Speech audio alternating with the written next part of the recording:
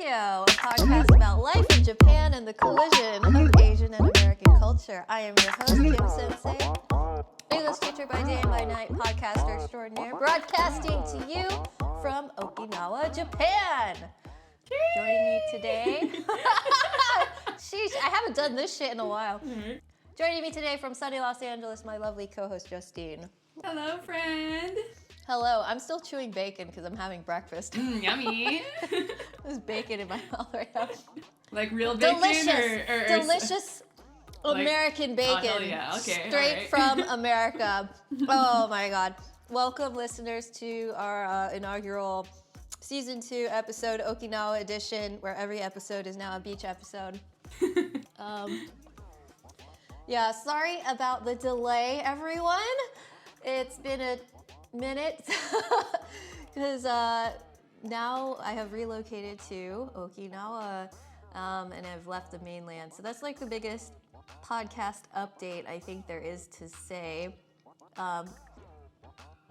Yeah, that and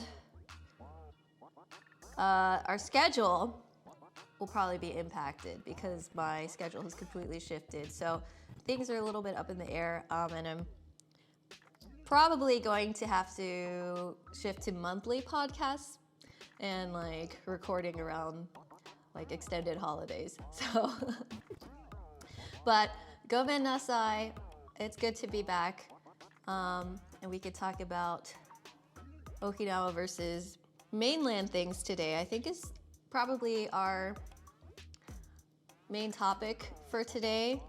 That's what I was thinking.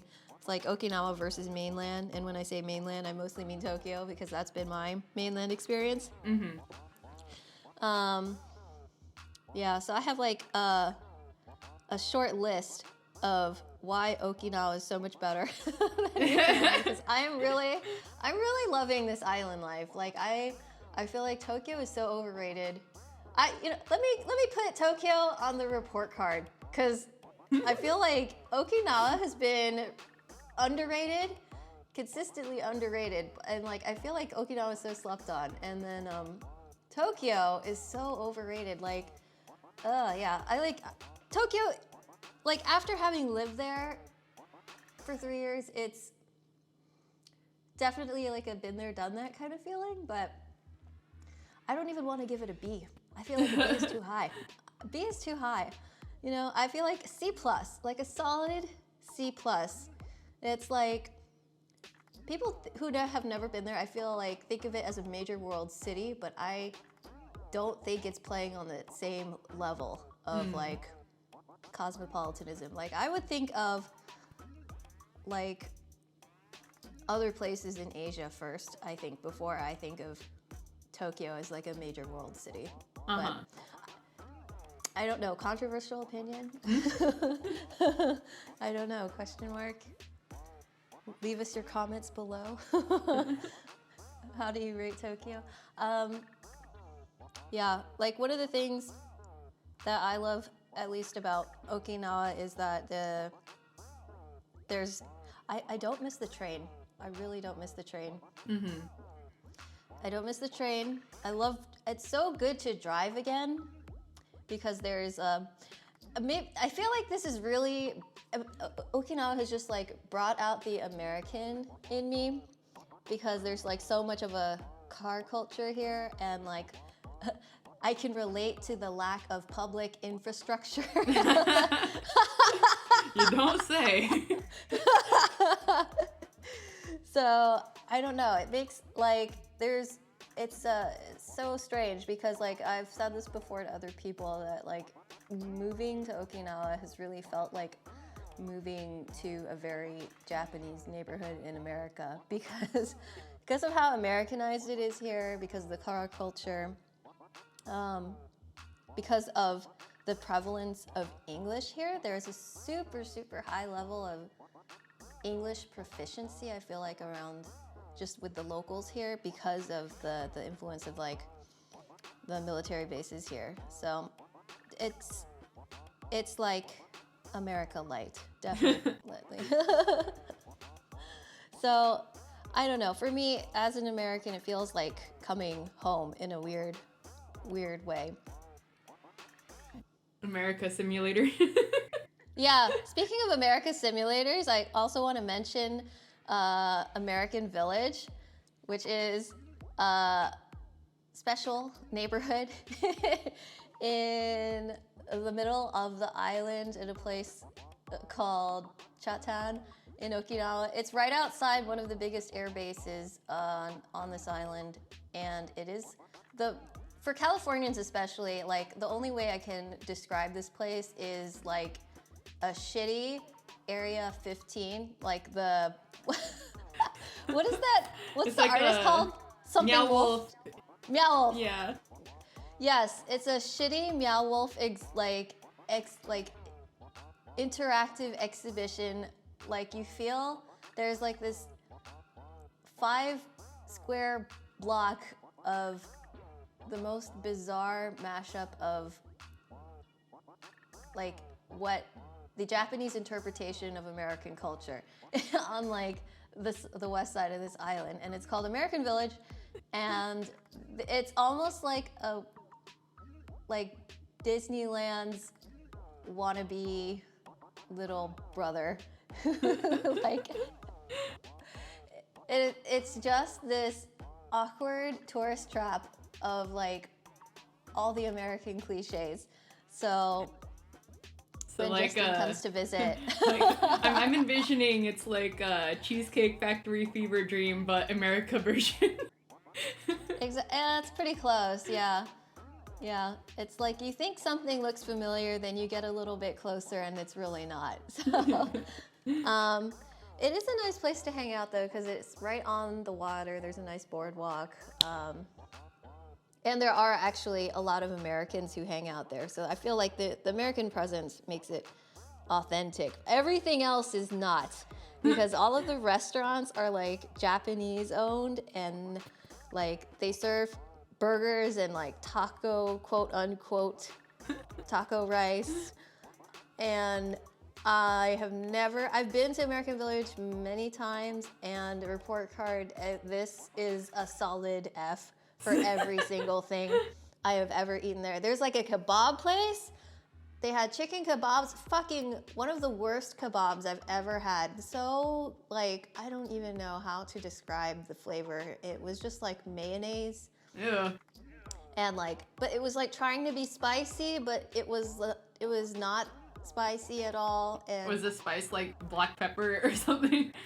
it was, I don't know what it was. It was like a weird orange spice, but then it didn't have any flavor. So it was like trying to be like, look how spicy I am, and had like the blandest chicken inside. So with like shredded lettuce on, or not even lettuce, it was like shredded cabbage on top. So my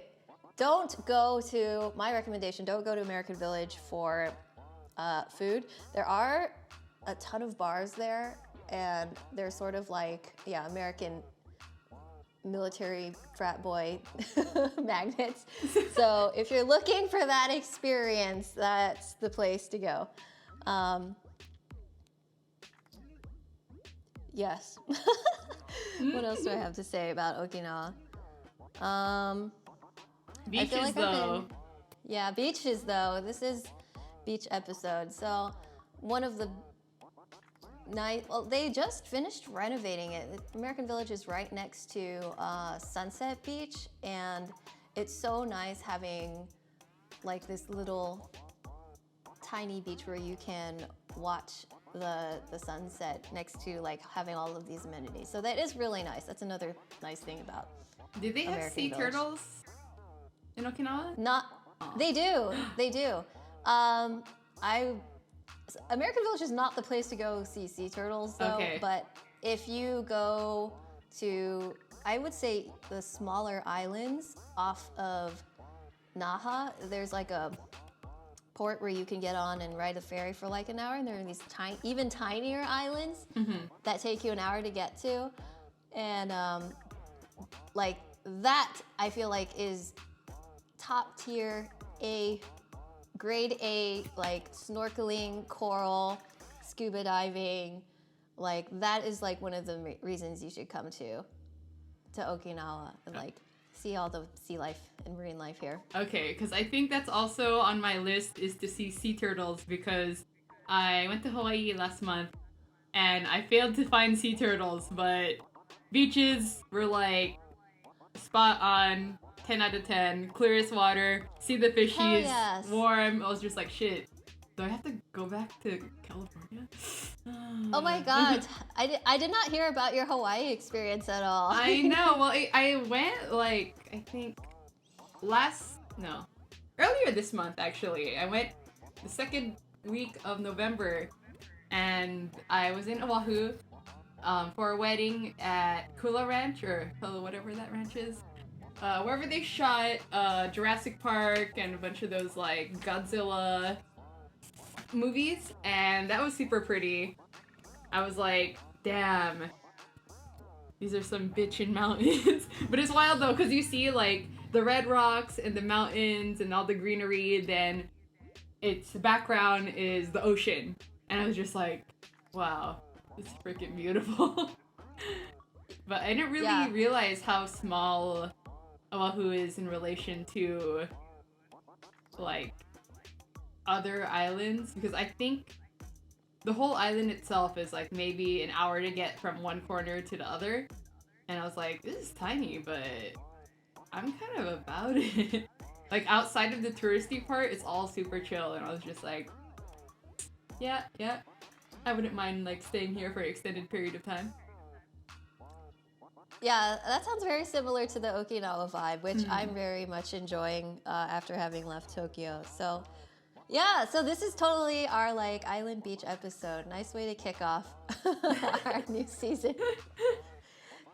Yay. Even though we're going into winter now, it's still like 75 degrees here. Hell yeah. Yeah, it's still really, really warm out. You can like short sleeves, t-shirts.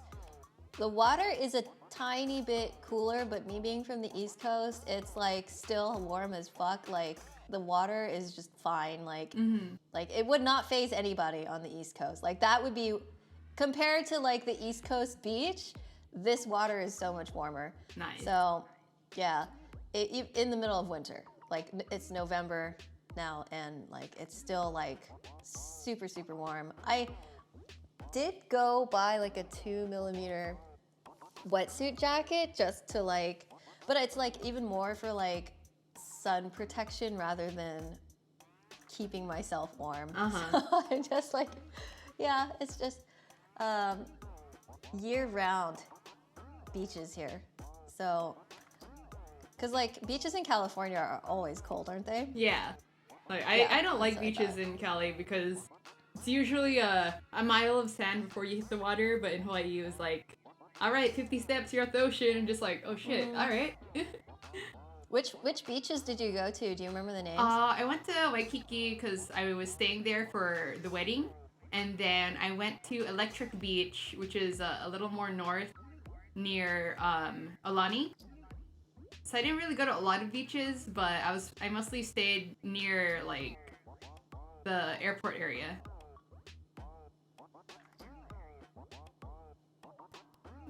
I've never heard of Electric Beach. Is that a new one?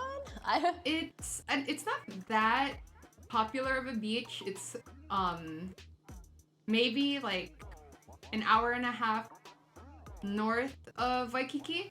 But I was staying at my buddy's friend's place in Iwa Beach, and that was a known location for sea turtles as well as like intermediate advanced diving. Oh, cool. But it's called Electric Beach because it's near a electrical power plant.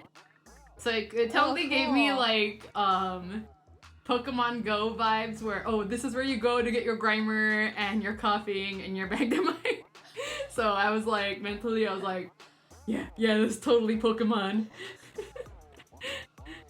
I don't know if anyone cares about this, but I do have one friend here who is like, who loves Pokemon and like goes around the island. They have these like manhole covers that are like Pokemon themed here, and you can like go and like try to catch them all. So there's a lot of Pokemon manhole cover hunters. I want to go and catch all of the manholes. Yeah, they're in totally random places. Like sadly, I am not that big of a Pokemon fan. I only watched like the English dub of like the first season when it was like on broadcast TV for me. So like that's probably my biggest exposure to it, other than playing like the game super casually. So I can recognize a few, but yeah, I'm sorry. Is it like fans. first gen Pokemon or what we talking here? Yes, the original 150 all right, Pokemon. fucks with that. Well, that's my knowledge, but as far as I know, but they have like the newer ones. They have new Pokemon manhole. I don't care about those. I just want the OG ones. Unless it's the starter of Gen 3. Gen 3 and Gen 2. Actually, I like Gen 3 more for their starters. And then everything else I'm kind of like, about. Woo, there's so many generations I can't keep up anymore, so. They just came out with the Scarlet and Violet. I guess it's supposed to be like open world concept for Pokemon. I don't have a Switch, so I don't play, but I saw a lot of gameplay of it, and it kind of reminds me of like how Monster Hunter is, where it's like open world and you can go around and fuck with things. But I'm not that invested into the newer gen of Pokemon. I was like, what did I even used to play? I feel like I'm like 5 generations behind on like mobile gaming, because like the last console thing that I bought, I'm still on like my DS, like the like the original DS. I'm like fuck, I'm already retro. Like I don't know if I can keep up. Oh no, I think my battery just died. Oh shit. Okay, hold on. Let me change my. No, that was the transceiver. Okay, so I guess we're done recording. Transceiver just died. Hey, what's up, everybody? Just going to quickly do our outro since the transceiver died as we were recording our podcast. If you have any questions, comments, suggestions, or requests for topics you'd like to hear more about, please reach out to us on our social media at Top Class Tokyo on Instagram, YouTube, and Twitter, or send us an email at topclasstokyo@gmail.com. Thanks so much for tuning in. Class dismissed.